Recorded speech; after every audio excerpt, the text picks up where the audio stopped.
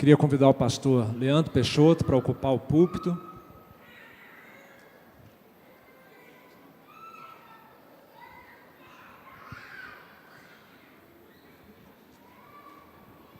Gostaria de apresentar, então, o nosso pregador dessa manhã e da noite. Ontem, o pastor Leandro esteve falando também com os jovens no pós-acampes, e eu conheci o pastor Leandro, primeiramente, no Zoom. Meu primeiro contato com ele foi no tão famoso Zoom. Nós estamos fazendo juntos o doutorado em Ministério Pastoral lá no Mackenzie, e durante a pandemia, os módulos estavam sendo pelo Zoom. E tive uma ótima impressão dele. E quando, no primeiro módulo presencial que nós tivemos, no hotel lá, colocaram o pastor Leandro e eu no mesmo quarto. E nós tivemos, então, uma semana de convívio, e aí formamos uma amizade muito especial. Fiquei muito feliz de poder conhecer. Ele é um pastor batista, está sendo muito bem recebido aqui em nosso meio, mas ele é um batista à moda antiga, não é isso, pastor? Que os batistas à moda antiga eram calvinistas, eram reformados, né? E então eu fico com muita segurança de confiar o púlpito ao pastor, por saber que nós comungamos, né, da nossa perspectiva, né, exegética da palavra de Deus, e entendemos a palavra do Senhor dessa maneira. O presbítero Antônio Carlos provavelmente estará aqui à noite conosco, e ele vai ser seu companheiro na gravata borboleta, tá? Eu estou até pensando em aderir, depois que eu convivi com você, mas eu acho que combina melhor com o pastor Marcos Alexandre, uma gravatinha borboleta assim, mais intelectual, né? Fica a ideia, viu, pastor Marcos? Está lançada a ideia aí, se você aderir.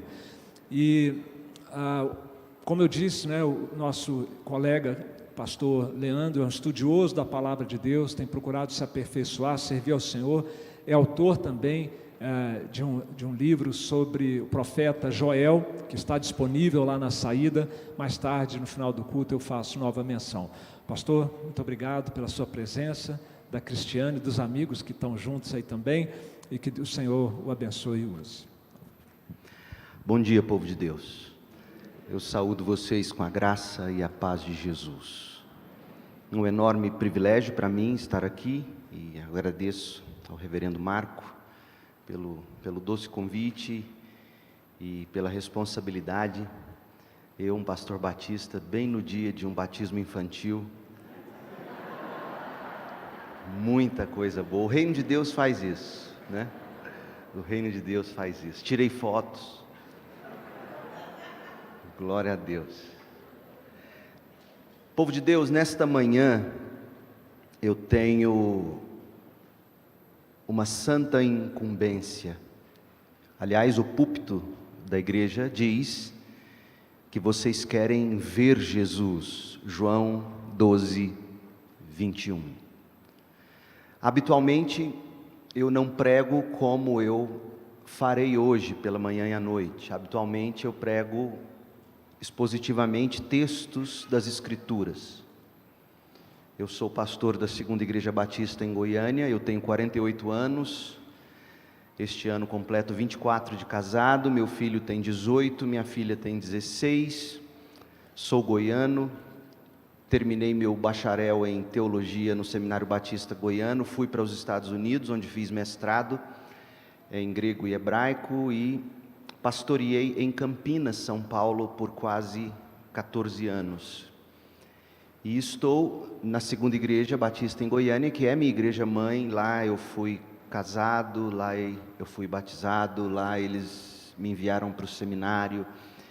E estou há 6 anos lá. Deus permitindo, no próximo ano eu completo bodas de prata, 25 anos como pastor.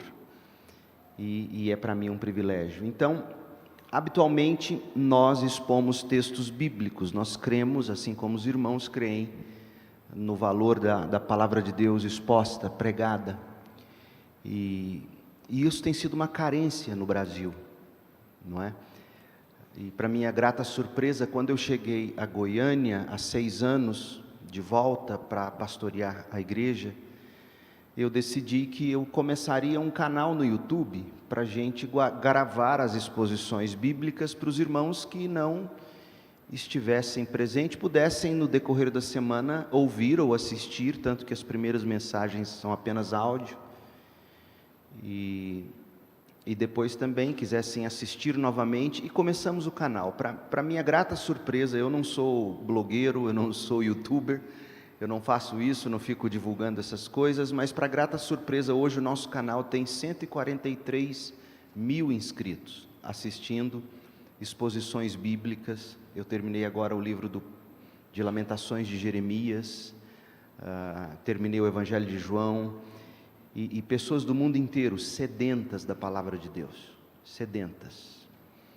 Portanto, nesta manhã e hoje à noite não será como eu comumente faço. O livro que foi endossado pelo reverendo Heber Campos Júnior, o prefácio do reverendo Augustus Nicodemos, percebam os irmãos que eu ando em boa companhia, foi uma série de mensagens que eu preguei no início da pandemia sobre o profeta Joel, e nasceu então o livro. Mas o que eu tenho a tratar com os irmãos é algo fundamental. Nesta manhã eu quero responder a seguinte pergunta: por que reunir como igreja é essencial? E hoje à noite, Deus permitindo, por que pregar a palavra de Deus é essencial? Porque a forma pregada de se comunicar a palavra de Deus é essencial. Hoje à noite, Deus permitindo, e agora, por que reunir como igreja é essencial? Abra sua Bíblia, por favor, em Atos, no capítulo 20. Nós vamos ler do verso 7 ao 12. Eu vou ler na nova versão transformadora. Eu tenho utilizado a NVT já há um tempo.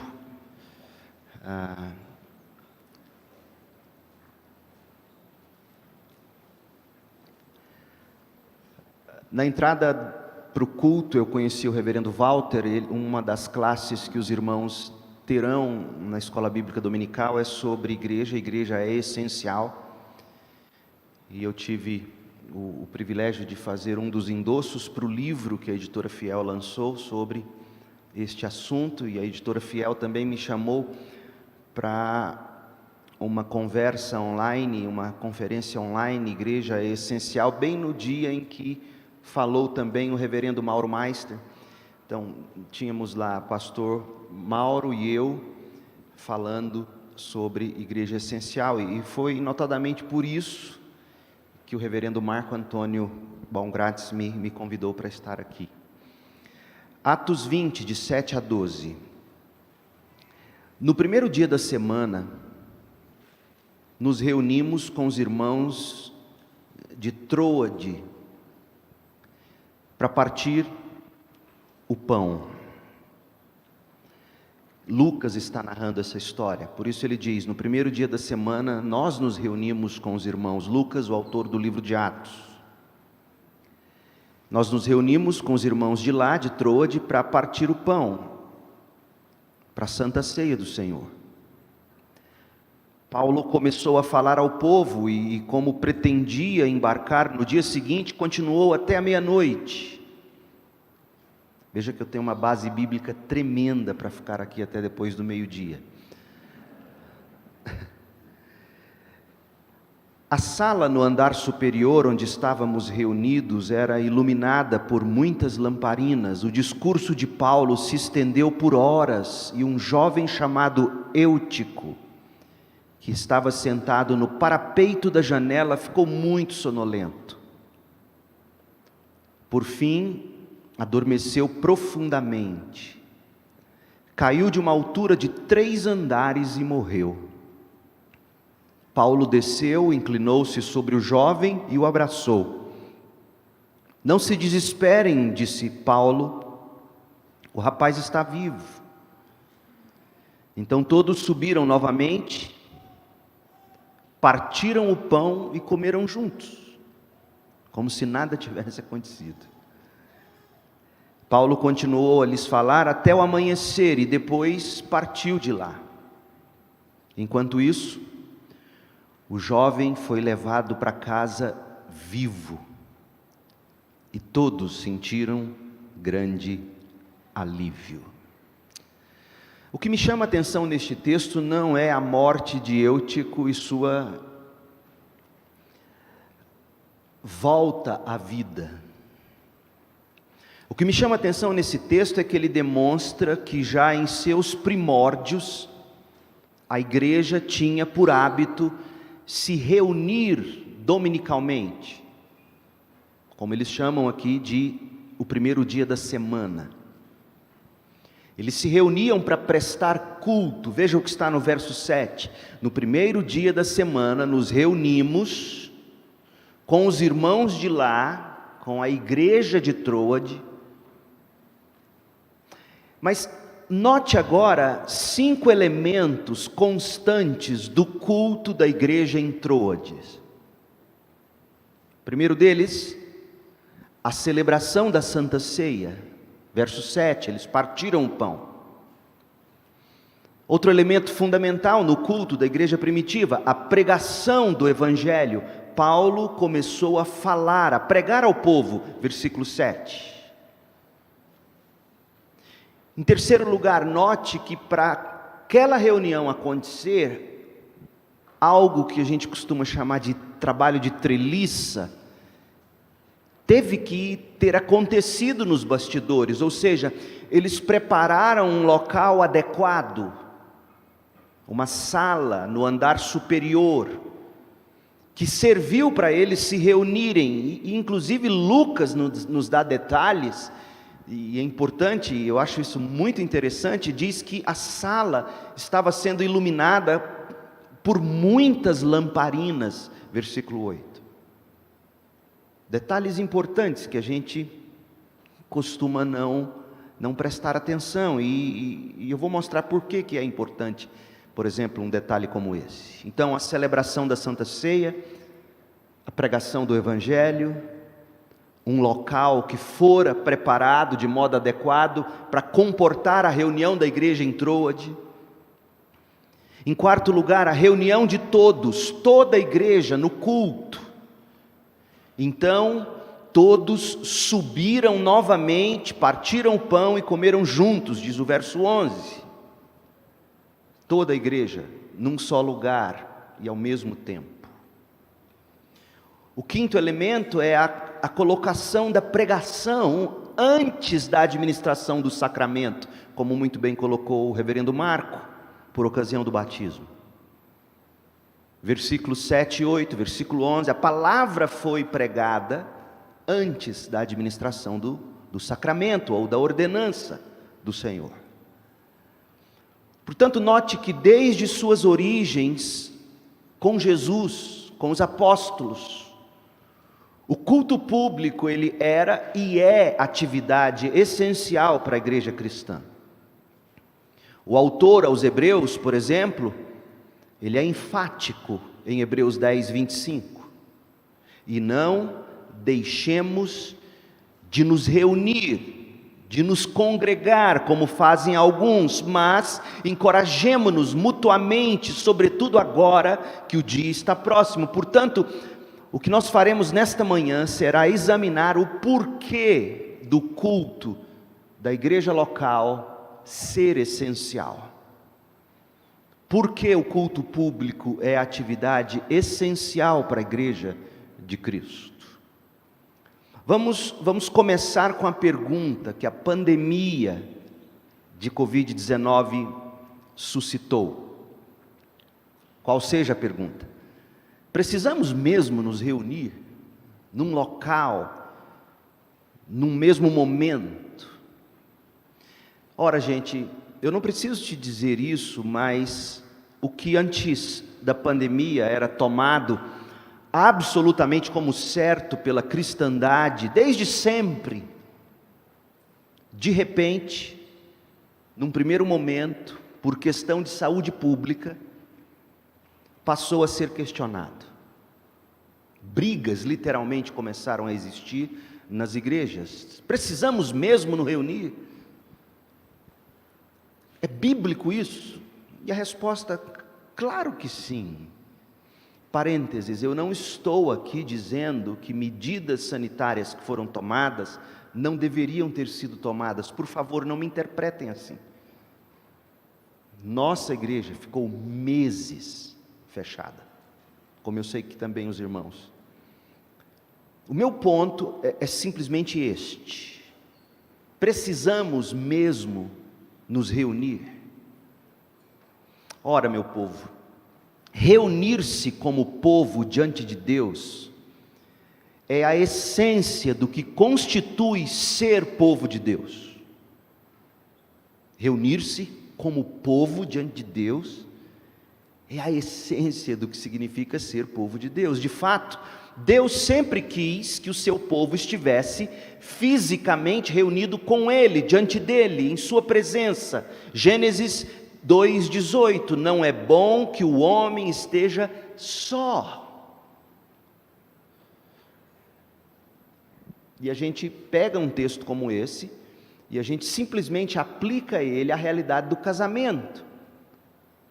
O que Paulo fez é o inverso em Efésios 5, o casamento serve a um outro propósito.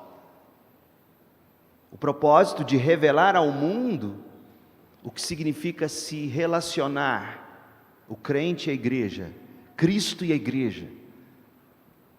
Deus sempre quis a presença física de seu povo diante dele. Não é bom que o homem esteja só.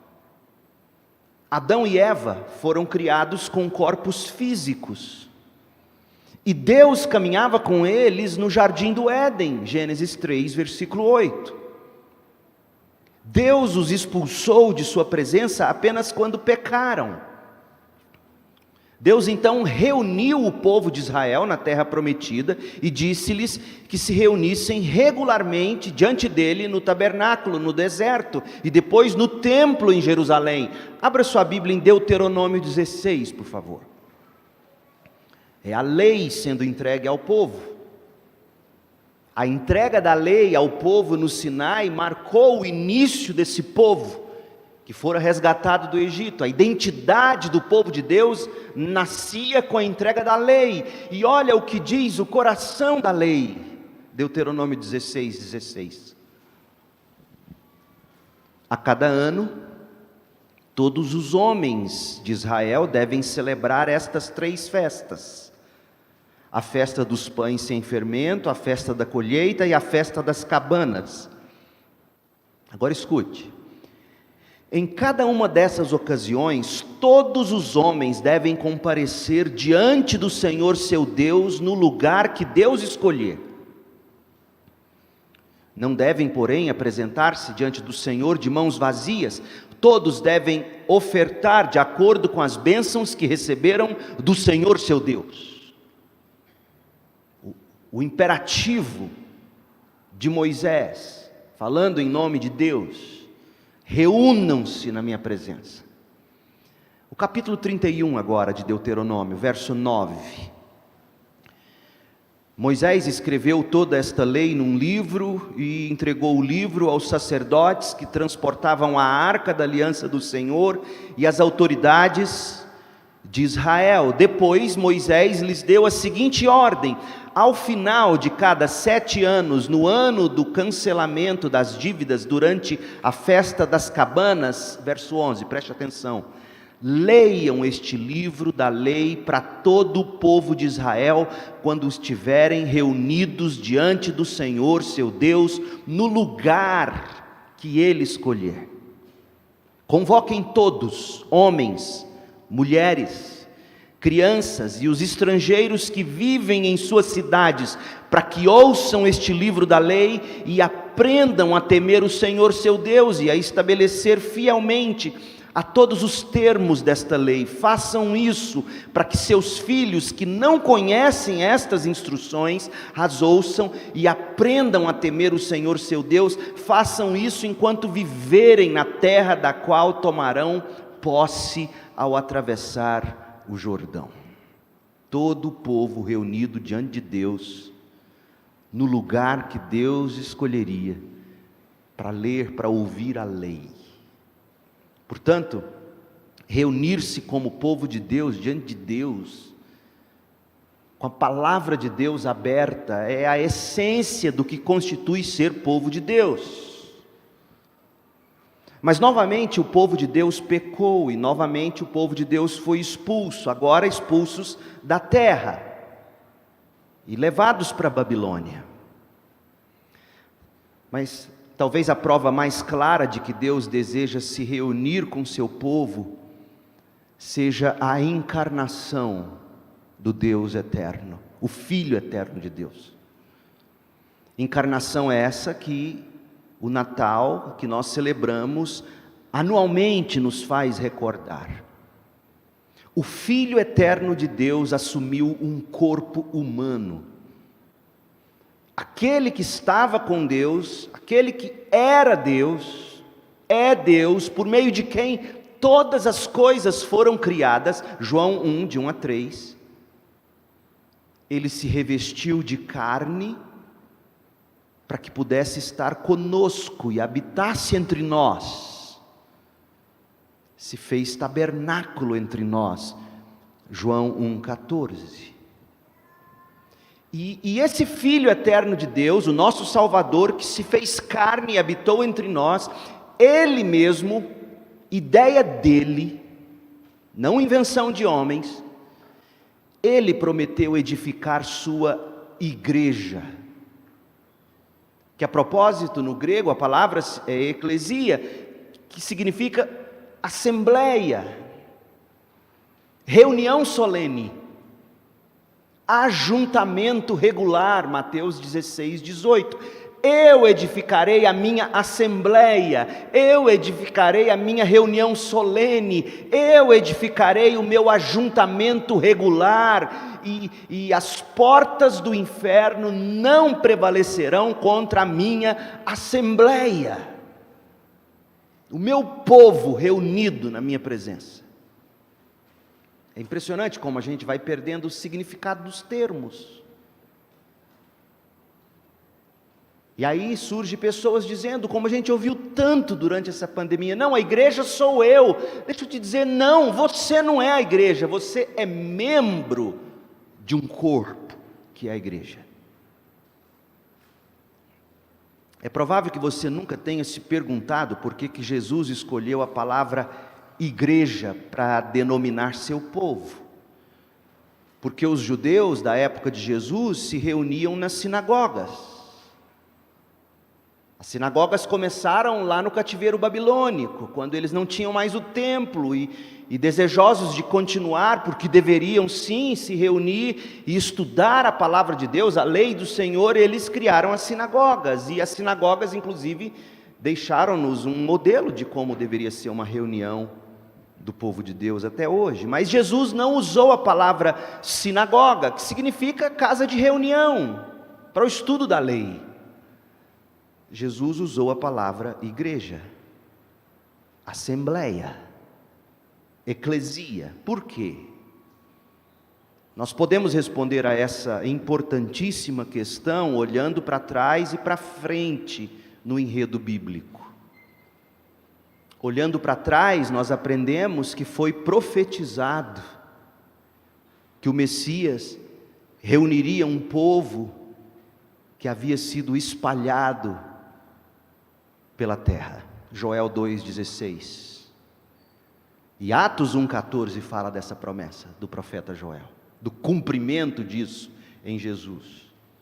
E como em Pentecostes você vê aquele povo que havia sido disperso em Gênesis, a confusão de línguas, ninguém mais entendia um ao outro, nascem as nações diversas, mas no dia de Pentecostes, Atos 2, os apóstolos pregando, e todos de diferentes regiões, países e linguagens, todos ouvindo a mensagem apostólica na sua própria língua, o povo único diante de Deus nascendo, a Assembleia do Senhor.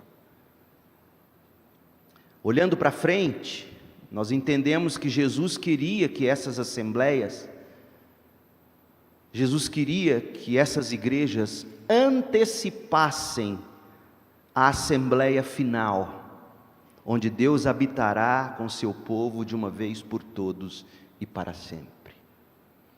Você sabe qual é a imagem do povo de Deus no último livro da Bíblia? Qual é a imagem dos crentes? Qual é a imagem da igreja no Apocalipse? Deixa eu te mostrar, Apocalipse 7, versículos 9 e 10. É a imagem da assembleia do povo, reunido diante do trono do Cordeiro. Por quê? Porque a essência de ser povo de Deus é exatamente estar reunido na presença de Deus. Apocalipse 7, 9.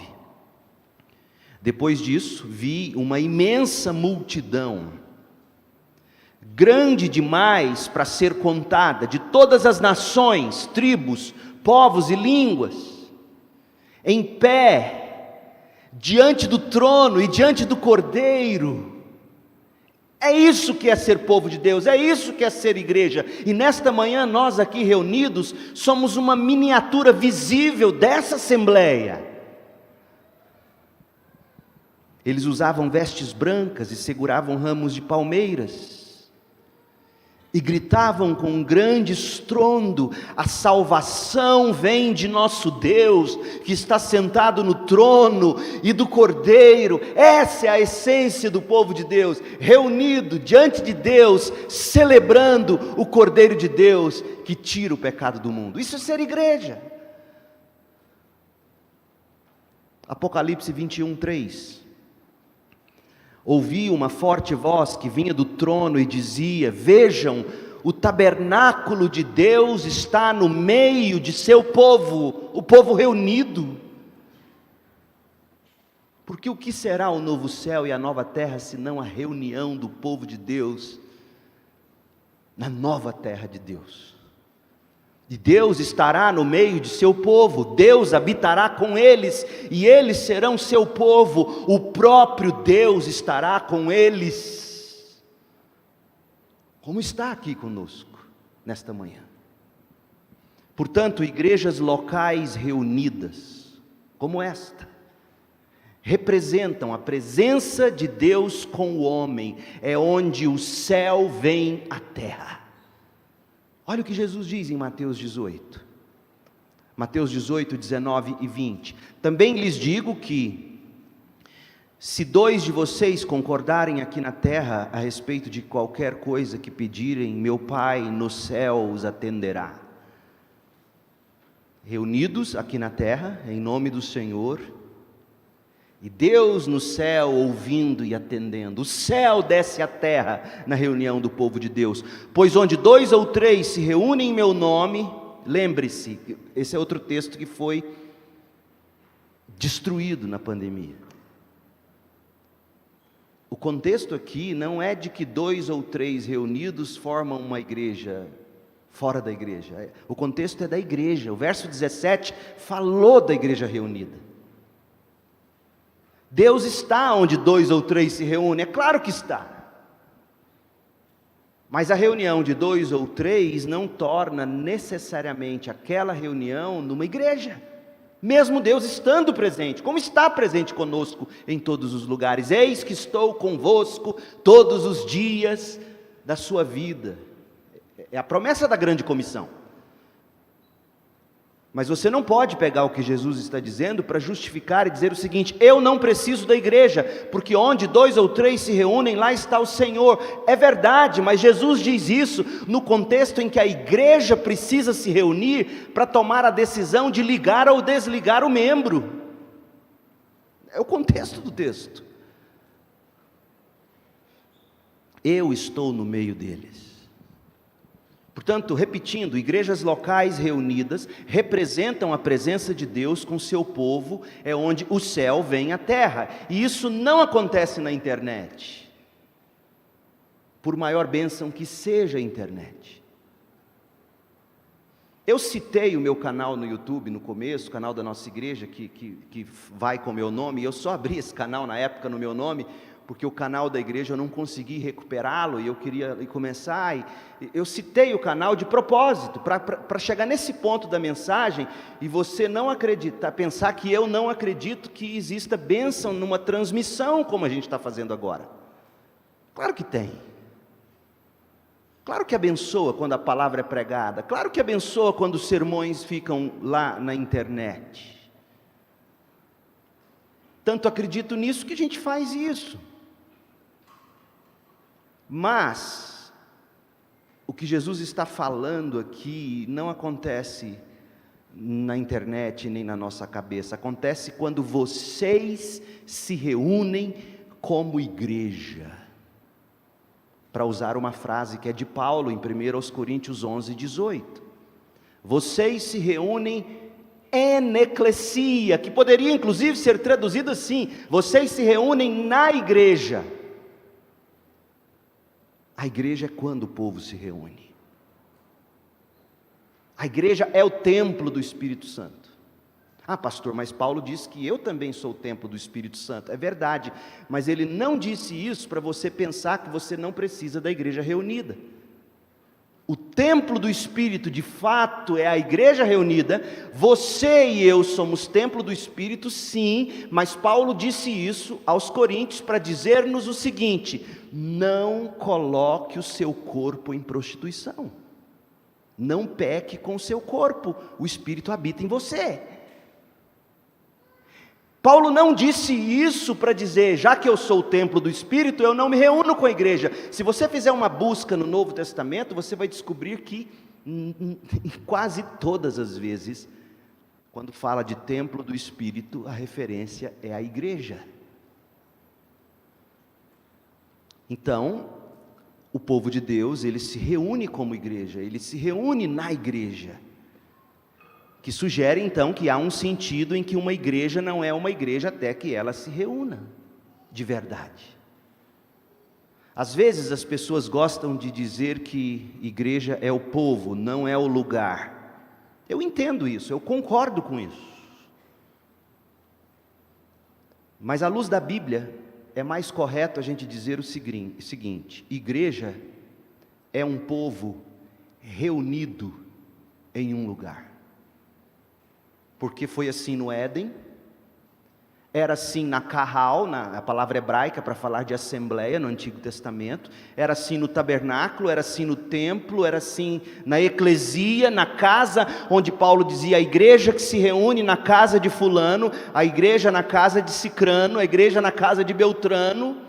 E a igreja que nós vemos em Apocalipse está reunida num lugar, no novo céu, na nova terra, diante do trono e do Cordeiro. Então sim, a igreja não é o templo físico, essa estrutura de tijolos e concretos. Não, não é. Mas a igreja precisa de um lugar para se reunir, seja neste auditório invejável, impecável, seja debaixo de uma árvore, onde a gente consegue todos nos reunirmos diante de Deus, como aliás é o que acontece em países da África, países remotos, onde não há lugar apropriado para eles se reunirem. E nós lemos Atos dos Apóstolos, Paulo reunido num lugar que foi adequadamente preparado, por isso que eu falei do detalhe de Lucas. Lucas fez questão de dizer que até lamparinas foram preparadas, para que houvesse o ambiente propício para Paulo se reunir, pregar o Evangelho e administrar o sacramento da Santa Ceia, porque é isso que faz ser uma igreja. A igreja é o local onde o povo se reúne para pregar o Evangelho e administrar os sacramentos. Mas veja que Lucas tomou cuidado de nos dizer que local importa, na medida em que local é o lugar que o povo se reúne, como agora. Nós não somos esse prédio,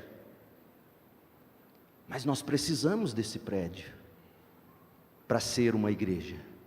Reunir-se, ajuntar-se regularmente, faz uma igreja ser uma igreja. Mas muito importante o que eu vou dizer agora, preste atenção. Isso não significa que uma igreja deixa de ser igreja quando as pessoas não estão reunidas. Eu não estou dizendo que ela deixa de ser igreja quando elas não estão reunidas. Desculpe usar a ilustração, mas para tentar fazer você entender, um time de futebol não deixa de ser um time de futebol quando os jogadores não estão na concentração ou não estão jogando.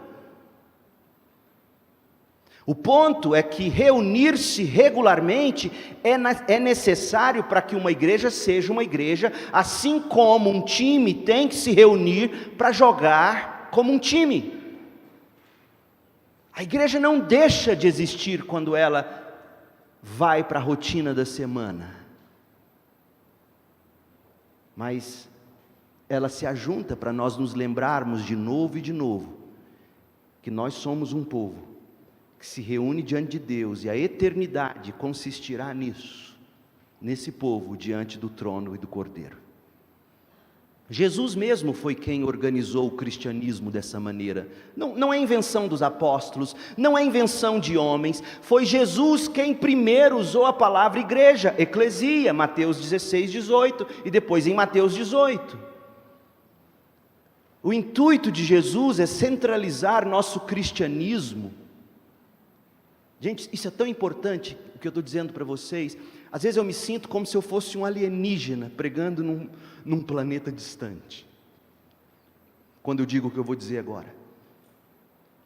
Porque nós somos de uma geração tão individualista, tão avessa a estruturas e instituições, que as pessoas nem se casam mais. Dizem que casamento estraga o amor. As pessoas não querem mais instituições, as pessoas vivem solitárias, sozinhas. As pessoas montam hoje o seu próprio universo do jeito que elas querem. É daí que vai nascer, ou tem nascido, ou está nascendo, você já ouviu, o metaverso. Você escolhe o corpo que você quer ter, a imagem que você quer ter, as propriedades que você cria, você é o dono, você é o criador da sua própria vida e do seu próprio universo.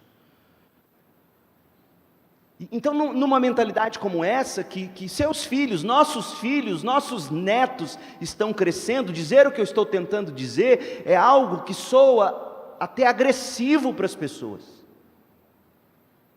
Jesus organizou o cristianismo dessa maneira, o povo reunido diante dele. Porque o intuito de Jesus é centralizar nosso cristianismo, sim, em torno de nos reunirmos regularmente. A igreja não é só o culto e a sua reunião pública. A igreja é muito mais do que isso. Mas ouça, a igreja não é menos do que a reunião e o culto. Aqui nós vemos uns aos outros, como eu me alegrei, como eu celebrei com o pastor Marco ontem, vendo a reunião da juventude, da mocidade, depois de meses, mais de ano, e ver aquela juventude vibrante, como anima meu coração ver os irmãos retomando as atividades, a escola bíblica aberta aqui, os meus irmãos batistas do lado de lá também, todos vindo aqui, nós vemos uns aos outros, nós aprendemos uns com os outros, nós encorajamos uns aos outros, nós corrigimos uns aos outros, nós exortamos uns aos outros, nós amamos uns aos outros. O cristianismo é uns aos outros, e não tem como ser vivido de outro modo. O cristianismo é mais do que a reunião do culto da igreja, mas o cristianismo não é menos do que ela. Coisas espirituais acontecem quando os cristãos ficam lado a lado. Quando a gente respira o mesmo ar, quando a gente une a nossa voz em canções, quando a gente vê e ouve o mesmo sermão, quando a gente partilha do mesmo pão, que é o que acontece na ceia. Abre em 1 Coríntios 10, olha o que esta reunião representa. Olha o valor, olha a importância da igreja reunida. 1 Coríntios 10, olha o que isso declara, 10:16. Quando abençoamos o cálice à mesa, não estamos nós participando do sangue de Cristo? Claro, é uma pergunta retórica, a resposta é positiva, sim. Quando abençoamos o cálice à mesa, nós participamos do sangue de Cristo, e quando partimos o pão, nós participamos do corpo de Cristo. E olha o que ele diz no verso 17: e embora sejamos muitos, todos comemos do mesmo pão, mostrando que somos um só corpo. A igreja reunida revela que nós somos um só corpo, composto de membros.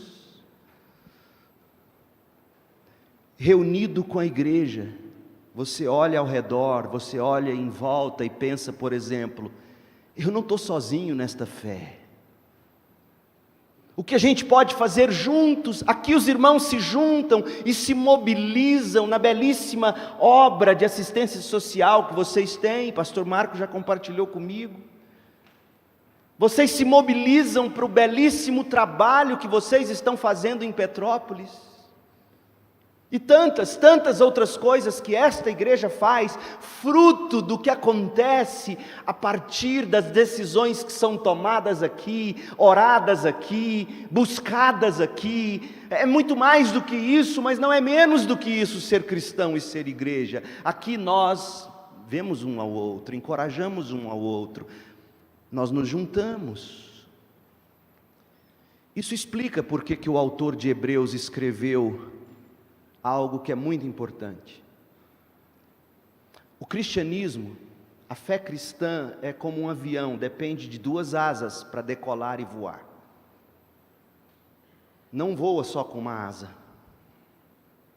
O cristianismo, ele é composto de duas asas, de dois elementos: o diariamente e o dominicalmente. Esse é o cristianismo bíblico. Quando todos os dias são santos, e a gente esquece que há o dia santo do Senhor, quando todos os dias são santos, e são, mas quando as pessoas justificam dizendo, todos os dias são santos, eu não preciso do domingo, quando alguém diz isso, na verdade ele está dizendo, não tem nenhum dia santo. Todos os dias são santos, eu sei disso, mas o dia do Senhor foi estabelecido pelo próprio Senhor, para que seu povo se reúna, refletindo assim uma imagem do que será a vida no novo céu e na nova terra, um povo diante do seu Deus. Olha o que Hebreus 10 revela sobre a vida cristã ser dominicalmente e ser diariamente. Hebreus 10, 24, preste atenção, olha, leia com seus olhos, veja por você, porque o que eu estou dizendo, se não tem fundamentação bíblica, não tem valor. Hebreus 10, 24, o autor aos Hebreus começa falando do cristianismo dia a dia,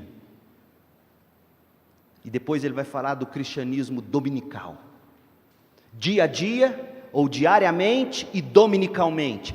Verso 24, pensemos em como motivar uns aos outros na prática do amor e das boas obras, diariamente. E não deixemos de nos reunir, como fazem alguns, mas encorajemos-nos mutuamente, sobretudo agora que o dia está próximo, dominicalmente.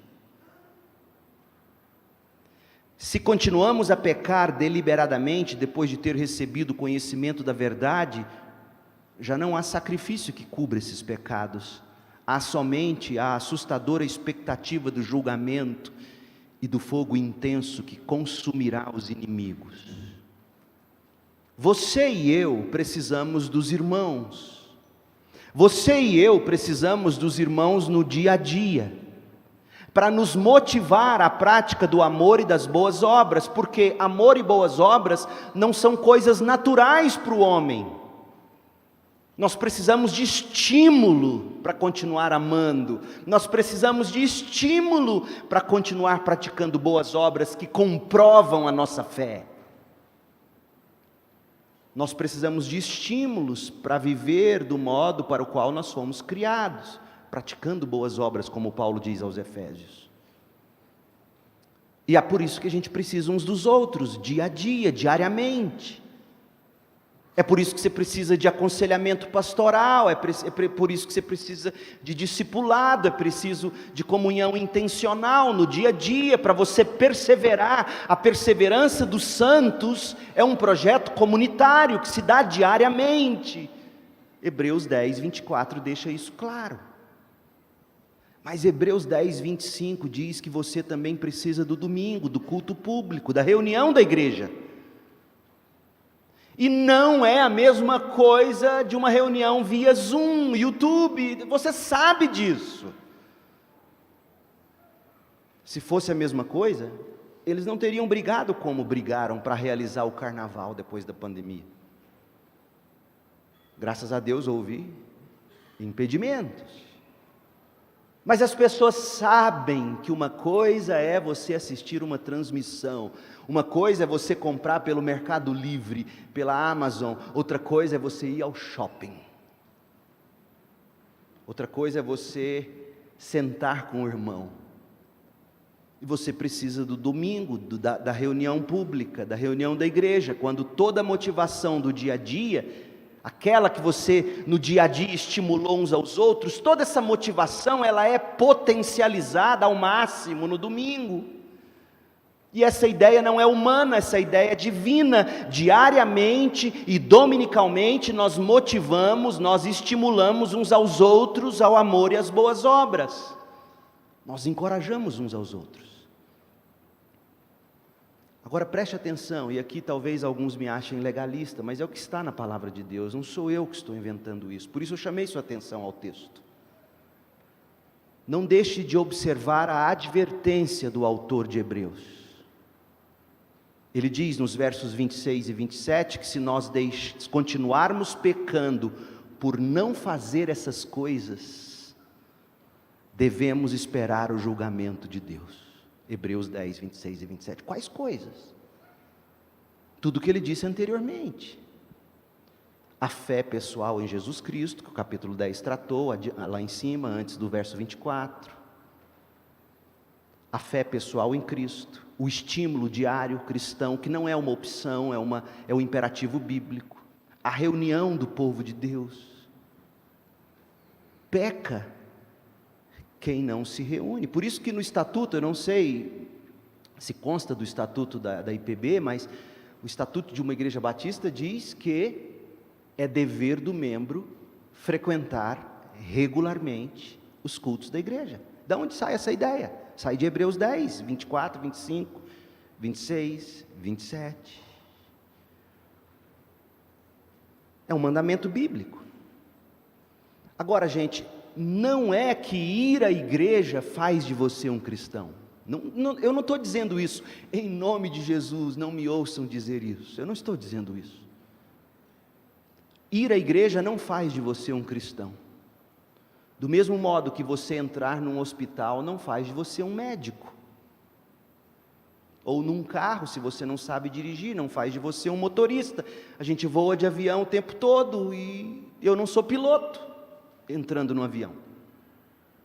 Entrar numa igreja não faz de você um crente, um cristão. A questão é a seguinte: frequentar a igreja é o que os crentes fazem. Esse é que é o ponto. Isso demonstra que o Espírito de Cristo está em nós. E, portanto, nós desejamos estar com o povo de Deus.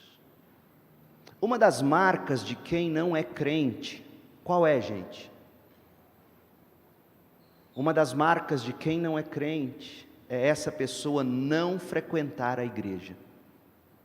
Eu tenho certeza que nesta manhã há aqui pessoas casadas cujo cônjuge não está aqui porque não é crente. E ele dá todas as desculpas do mundo para não estar aqui. Vir aqui não torna ele crente.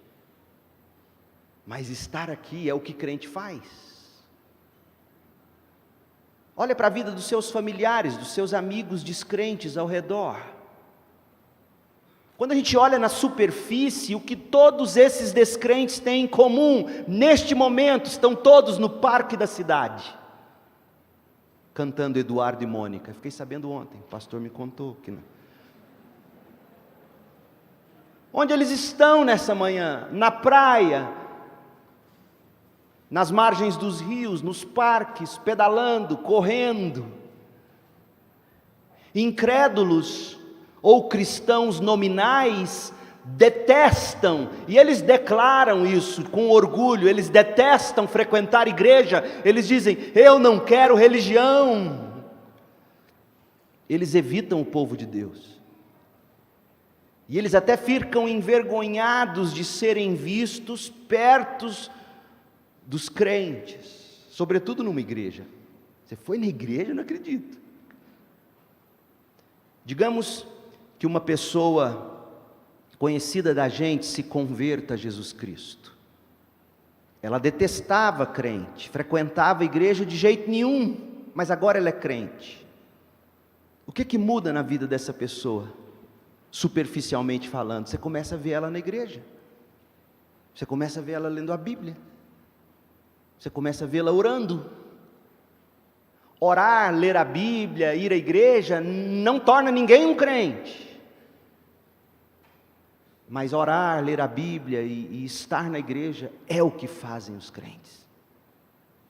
Eu não fui crente a vida inteira, eu me converti, o Senhor me achou e me salvou graciosamente em 1993. Eu odiava crentes.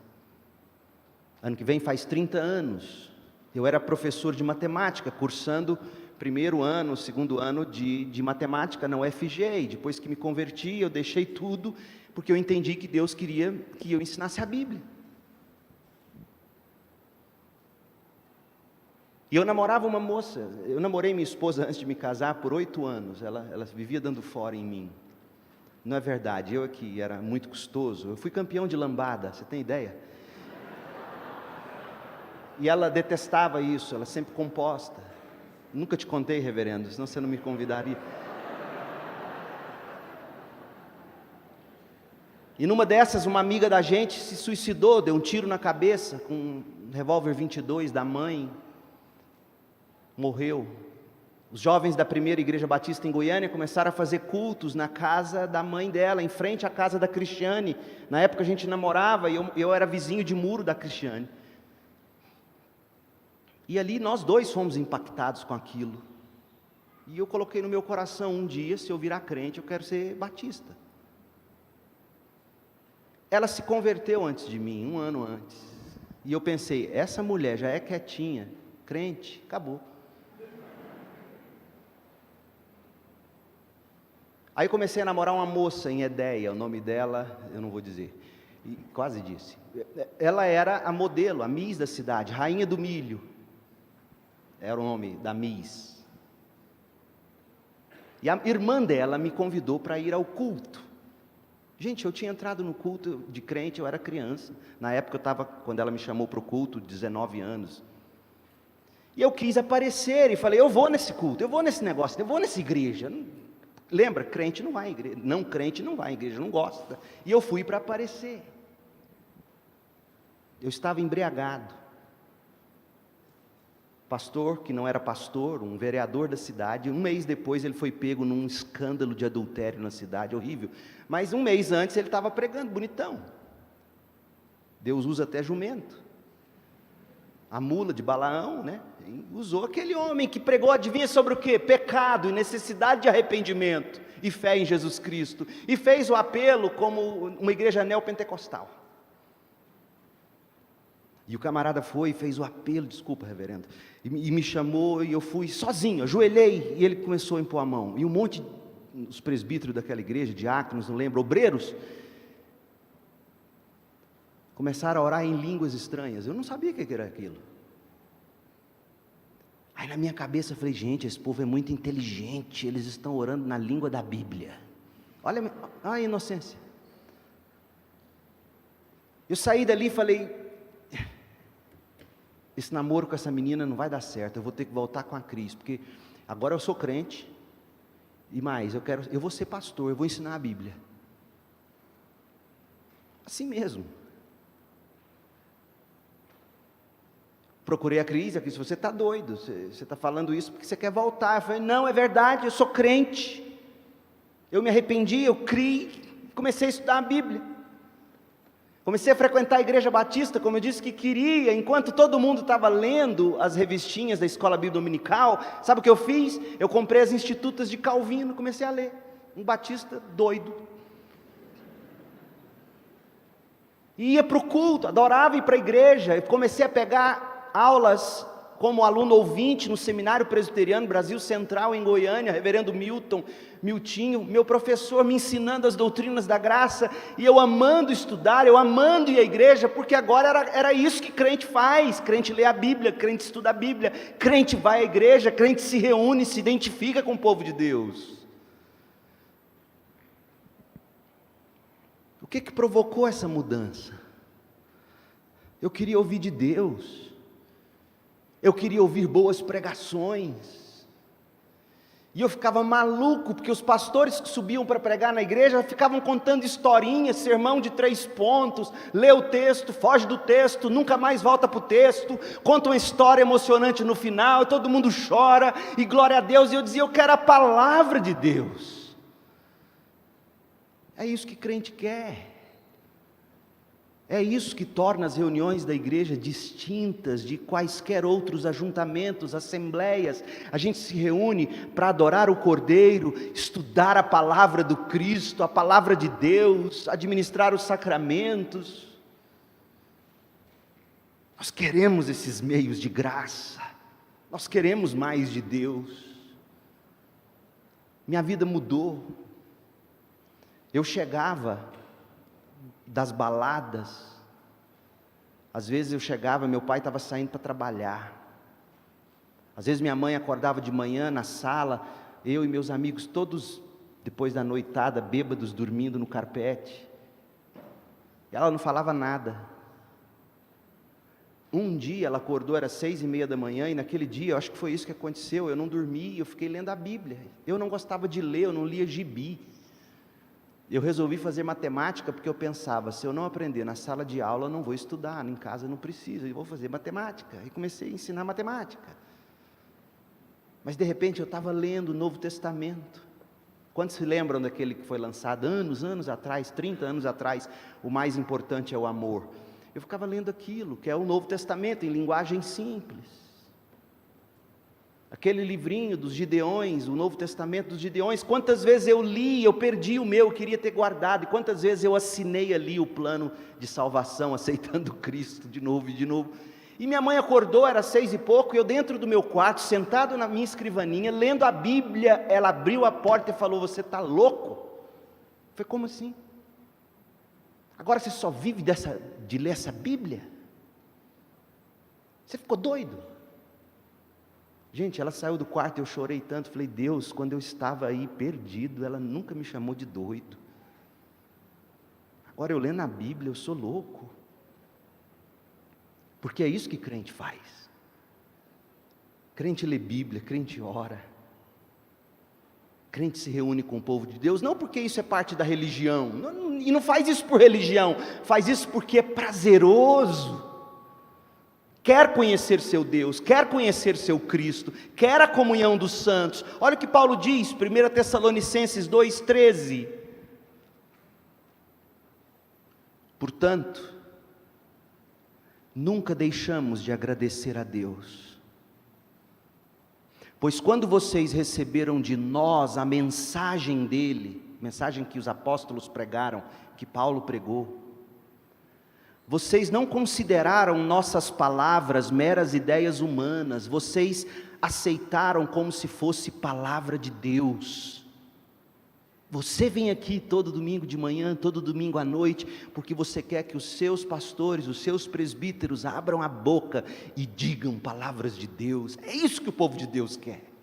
Está aqui, os tessalonicenses queriam isso, o que sem dúvida são palavras de Deus, e essa mensagem continua a atuar em vocês, os que creem, e aqui Paulo desmistifica um negócio que é tremendo. O povo diz assim, o que adianta ficar ouvindo sermão, você não lembra de nada?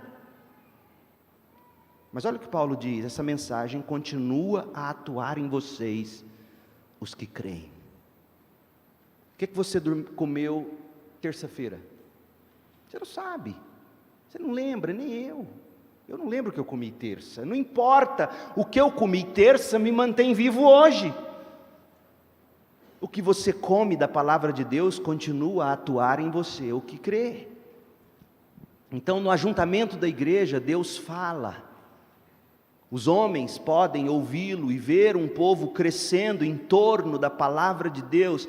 É tanto, gente, que quando os incrédulos entram na reunião, há algo diferente acontecendo na reunião do povo de Deus. Se você ler 1 Coríntios 14, de 24 a 25, um texto que geralmente a gente fica preso só aos dons de línguas, se fala ou se não fala em línguas, e a gente se esquece de que Paulo está tratando da liturgia do culto que edifica os crentes que se reúnem em culto, se reúnem como igreja, se reúnem na igreja. 1 Coríntios 14, e aí Paulo diz que entra um incrédulo no culto, e ele ouve as profecias, ele ouve a pregação da palavra, Paulo diz, esse homem, essa mulher, esse incrédulo, ele começa a ver seu coração ser revelado, como tantas vezes você já saiu desse culto sentindo, meu Deus, parece que o pastor estava falando para mim, porque é assim que Deus faz. E aí a Bíblia diz que esse incrédulo que entra e ouve a pregação na reunião solene da Assembleia do povo de Deus, ele se quebranta e ele declara, verdadeiramente Deus está no meio desse povo, e está. É incrível, por mais que não frequentem igreja, é incrível, tem incrédulo que tem mais reverência a esse culto do que nós mesmos os crentes. É incrível isso. Como a gente toma isso aqui como garantido, como algo, religião. Não preciso disso. Você precisa disso, porque a palavra de Deus diz que a essência de ser povo de Deus é se reunir como povo de Deus. Eu vou parar aqui, reverendo, porque senão vai mais 1 hora, eu parei na metade. Eu iria falar sobre o desafio da Covid, o desafio de não se reunir. Eu falaria sobre igreja virtual. Eu não preciso falar disso, porque vocês terão aula, o reverendo Walter e o seu assistente na escola bíblica, o livro Igreja é Essencial, eles vão tratar muito bem sobre igreja virtual e tudo mais. Eu quero terminar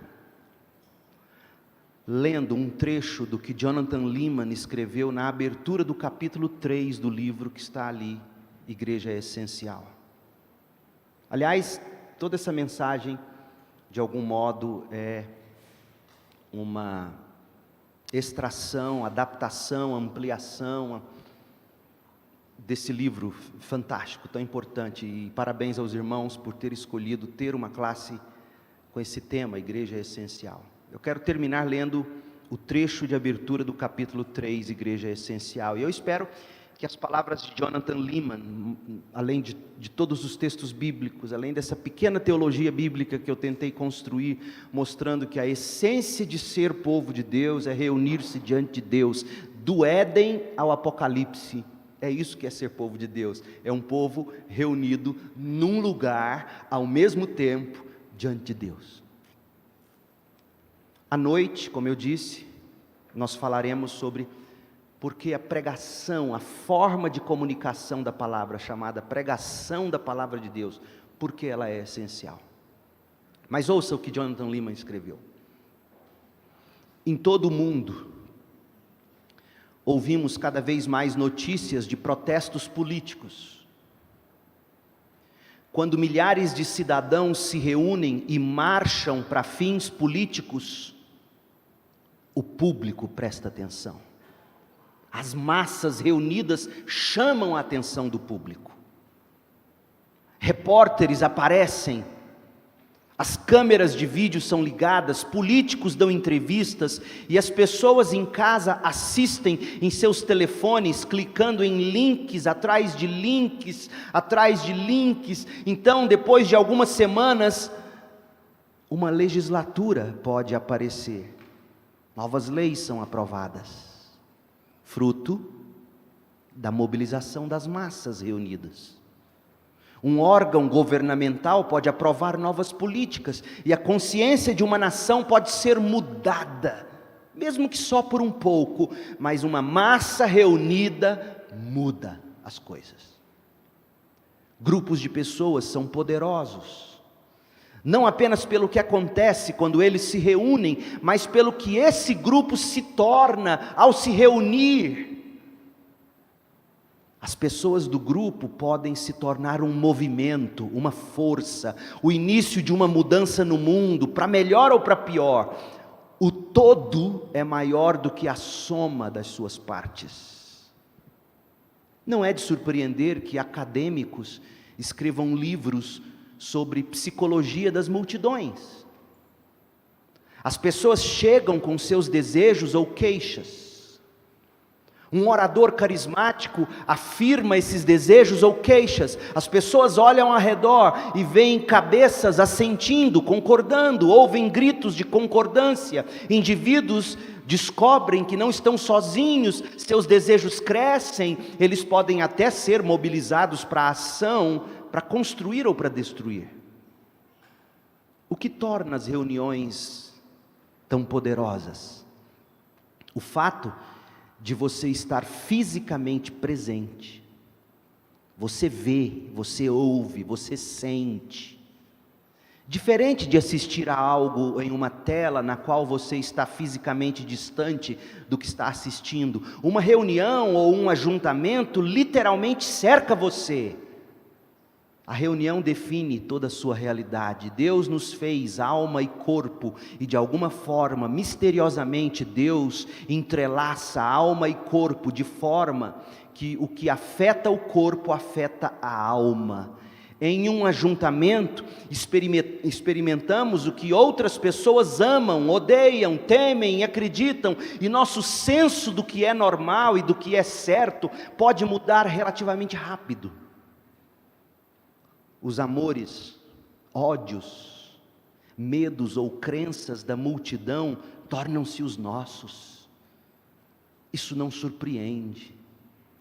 Deus também nos fez criaturas espelhantes. Veja Gênesis 1, de 26 a 28. Deus nos criou para espelharmos uma imagem de sua própria justiça, mas nós escolhemos espelhar outras imagens. É assim que as culturas se formam. Nós espelhamos, nós imitamos ou nós copiamos das pessoas ao nosso redor formas boas e ruins. Os ajuntamentos simplesmente aceleram o processo.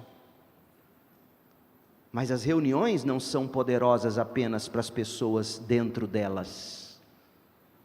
As reuniões afetam os de fora também. Talvez você tenha caminhado por um parque, visto uma multidão e esticado o pescoço na direção dela. O que está acontecendo? Você deve ter pensado, você se perguntou, então você caminhou até o fundo da multidão e deu uma espiada. Por quê? Porque você se perguntou se estava acontecendo algo que você não queria perder, algo importante ou emocionante que aquela multidão estava experimentando.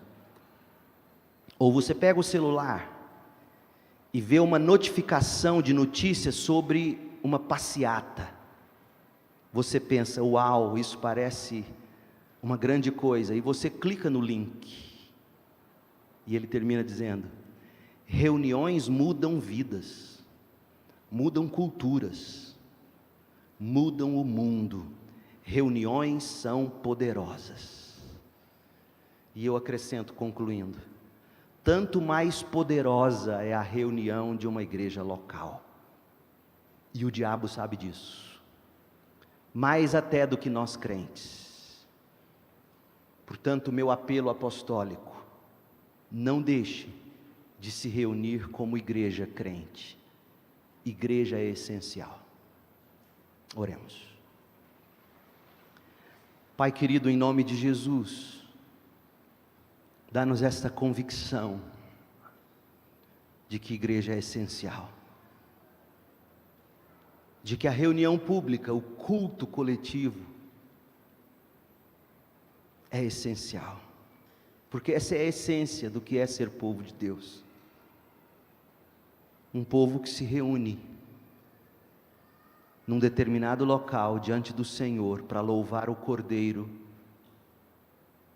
celebrar o Evangelho, administrar os sacramentos, abrir e aprender da Palavra Santa,